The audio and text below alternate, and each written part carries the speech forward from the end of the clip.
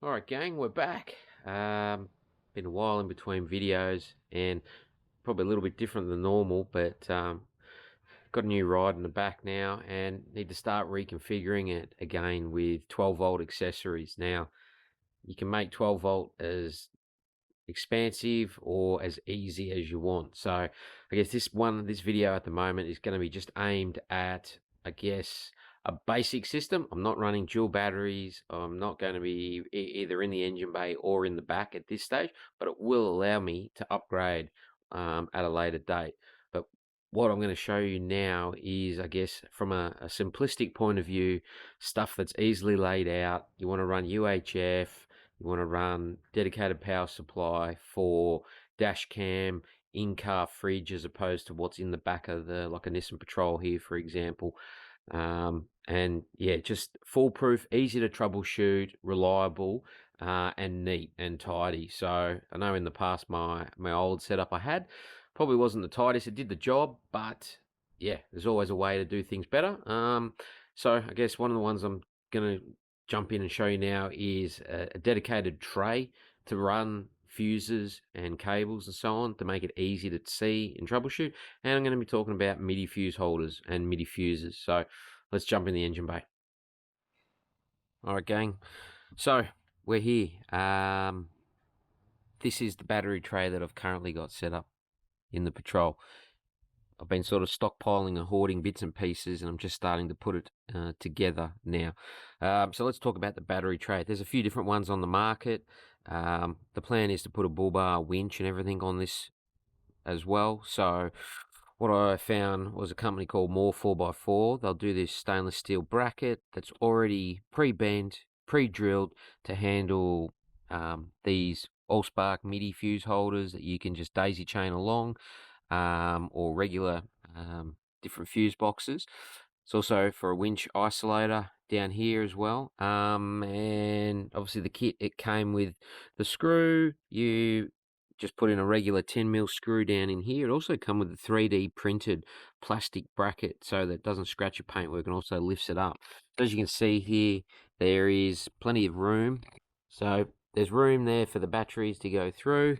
Now, these holes I've put in M4s with nylock nuts, so they should not vibrate or rattle loose when you're out and about. Now, there's a whole bunch of different MIDI fuse holders on the market.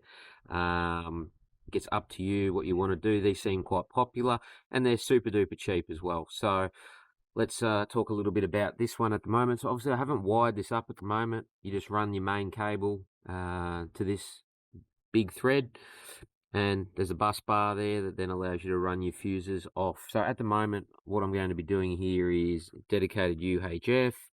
This one I'll be running for fridge, and the third one, not sure at the moment, but I can add on additional ones as I want later on down the track.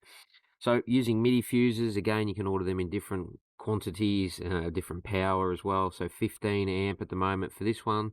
The fridge, I'm going to probably put it at a 30 amp, and then, yeah, like I said, a spare. And then when they're done, they just fold over. Now you see I've got no black conduit or anything along those lines yet, but that's going to be coming in this video.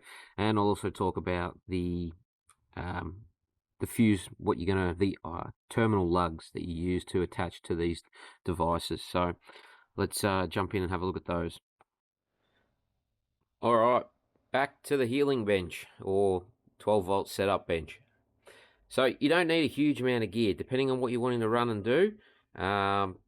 Different size wire, depending on your needs. Some wire cutters, some solder, a couple of spanners, some different size fuses, terminal lugs, depending on what combination that you're doing. As I mentioned, I'm using MIDIs. You can use something like this as well, which use regular car fuses, exactly the same sort of scenario.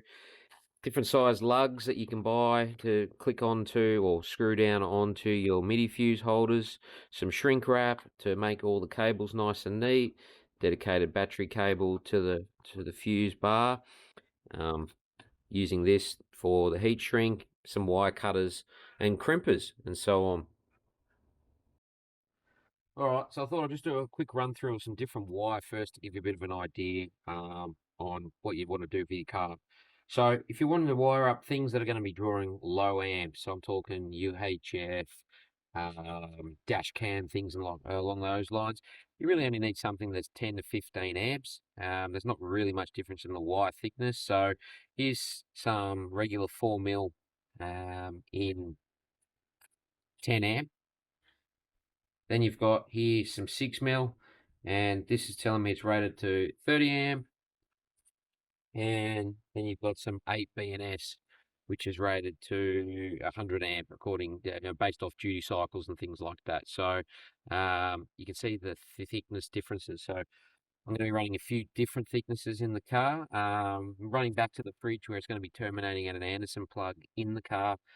I'm going to be running the 8 BNS just purely because I don't know what else I'm going to plug into there at a later date. So I may want to change things around and run, USBs, Andersons, dual Andersons. I'm not 100%, but at the moment I only need one. And so, yeah, that's what I'm going to run back. And then it's sort of set and forget. I don't need to then go and, if I only run 15 amp, I need to come back and change things at a later date.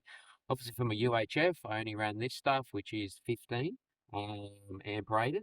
So that's more than enough for the UHF. I haven't plugged in my dash cam into that. I've got that tapped in elsewhere, but yeah, it just depends on what you're going to use. And if I did want to go to a dual battery system in the back, I can tap into that, rewire some things, and I've still got the right powered gauge of cable. So very, very important. You definitely don't want to go too light. You always want to run thicker. And yeah, let's now crimp some of this off, and I'll show you how I do the cable lugs and things like that. Very straightforward. All right, crew. So we've got our cable cut, we've got our heat shrink on, we've got our eye lug ready to go. So all we do, because I've got this cable is pretty tight to the size that goes onto the lug, I won't be soldering it, but what I will be doing is crimping it on. So let me fix that up. All right, got our heat shrink on, ready to go. Slide that down. Beautiful. So now, just crimp her on.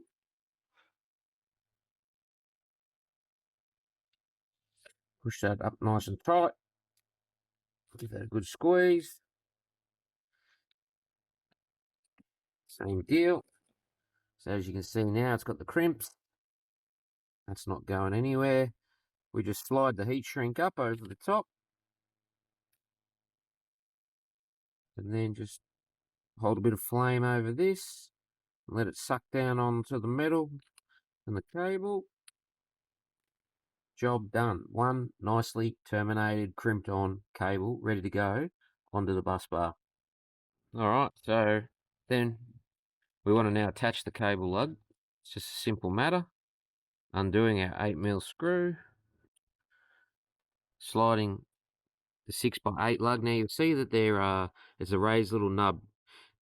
Different size eye terminals, you don't want them to sit on top of that. You want it to go over the top and press down and lock into place, like so.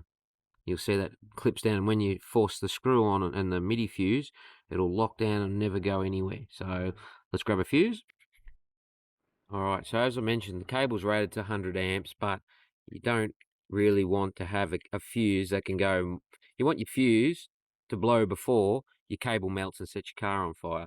So I'll put a 50 amp fuse on this, which is more than enough. And then we'll screw that guy back down. All right, so that's done.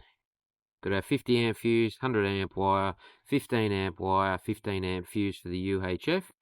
Now it's ready to get routed down through the firewall and put the black conduit on. All right, so cables are all done.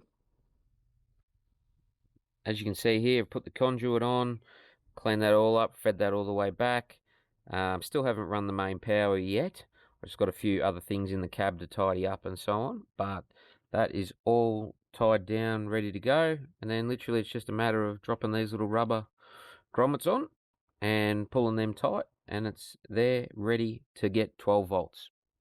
So after we finish that, pretty much it's going to be window mount going on here for the UHF, and mount it into the cab, and that'll be it from a 12-volt point of view. Until we work out what's next. Bull bar, spotlights. The other good thing about the bracket is they're really well thought out. It's got the brackets to put relays and obviously your winch isolator. I think I mentioned at the start as well. And if I do want to add in any more brackets, I can do so. But yeah, it's not hard. Just take your time, make everything nice and clean, and you shouldn't have any problems. That's it. All right. Thanks again. I'll catch you on the next one.